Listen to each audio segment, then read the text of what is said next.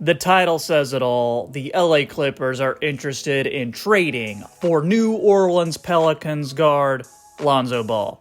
Adding Lonzo Ball to a team that already includes All-Stars Kawhi Leonard and Paul George, along with defensive dynamo Serge Ibaka, this would be huge. Remember, Lonzo Ball was already in LA once when he was the number 2 overall pick by the Lakers a few years ago. And that was supposed to be a Hollywood story, a Hollywood ending to an awesome high school and college career, but it didn't work out that way. Lonzo's second time in LA, though, for the Clippers, I think would be a great move. I'm going to talk all about that in today's video, and I'm going to offer up some trades that could go down in order to make this happen. And another thing that's got to happen is you liking this video and subscribing to the Half Court Report YouTube channel. NBA videos like this all the time. Would love to have your support. This latest news comes from Mark Stein of the New York Times. He tweeted, "The Clippers need a playmaking upgrade and are exploring trades for Lonzo before next Thursday's NBA trade deadline." And it is no secret that the Clippers need more playmaking on their roster. There have been times this year when Paul George or Kawhi Leonard acted as the de facto point guard, bringing the ball up the floor, getting the team into their offense. And that can work some in the regular season and work pretty well, as is evidenced by the Clippers' record. But come playoff time, it's not realistic to think that Kawhi and PG can play that point guard position while also scoring the majority of the team's points and playing lockdown defense for 48 minutes.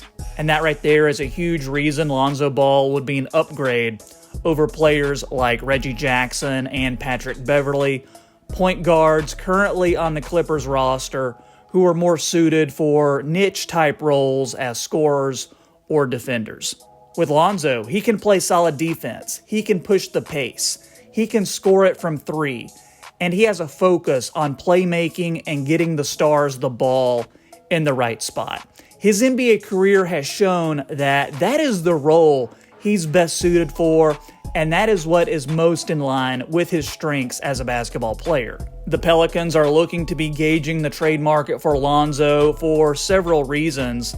The most glaring reason is because Lonzo is a restricted free agent this offseason. And with that, he's going to look to command a salary that might be a little too rich for what the Pelicans are willing to spend. Some believe Lonzo Ball could command an average salary of $18 million a year. And with the Pelicans building around Zion Williamson and Brandon Ingram, it's unclear if they'd want to invest so much in a player like Lonzo Ball as another core member of the team.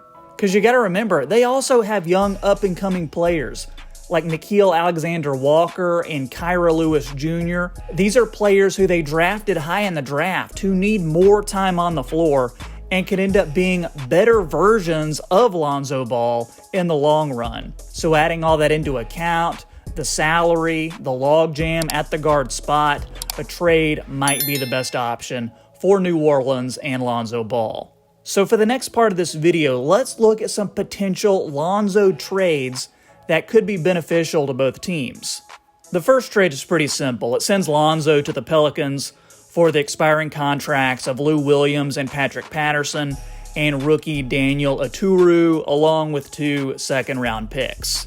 This gives the Clippers the guy that they want. It would give the Pelicans another big man in Oturu, along with some future assets from the draft. Notice there's no first-round picks included in this trade, which is something that would probably be needed for a Lonzo Ball trade to happen. The thing is, though, the Clippers don't have another first-round pick until 2027 due to the Paul George trade and all the picks that went to Oklahoma City in that deal. So how about another trade that would bring a first-round pick to the Pelicans? This trade brings in the Boston Celtics and also includes Pelicans guard J.J. Redick, who is rumored to be on the move as well. He could be traded to Boston and go into that Celtics trade exception that they have due to the Gordon Hayward trade to Charlotte. They could also get another big man in Kabengele from the Clippers. Then they would be sending out a 2021 first-round pick that could go to the Pelicans as part of that trade, along with Romeo Langford, who is an up-and-coming young player, former first-round pick who's had some injury concerns, but was great in high school, great in college, could carve out a role in this league. Again, the Clippers get their guy, the Celtics add another shooter and another big man for what they hope to be a long playoff run. The Pelicans get a first-round pick along with 2 young up-and-coming players in Langford and Aturu. These are just a couple quick examples of things that might work, but the point is a 3-team trade may be the way things have to go if the Clippers have any chance of getting Lonzo.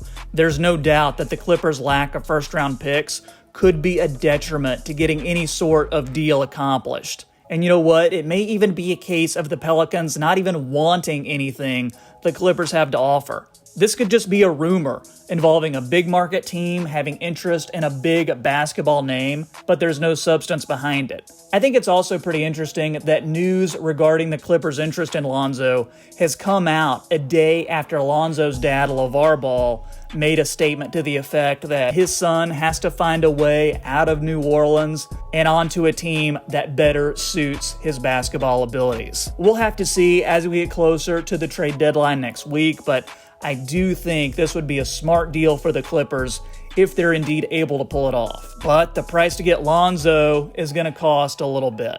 Tell me in the comments about what you think of the rumors of Lonzo Ball heading to the Clippers and the Clippers being interested in Lonzo. Drop the trade that you want to see in the comments. And if you enjoyed this video, make sure you leave a like. If it's your first time here, subscribe to the channel. Thanks for watching, and I'll see you next time on the Half Court Report.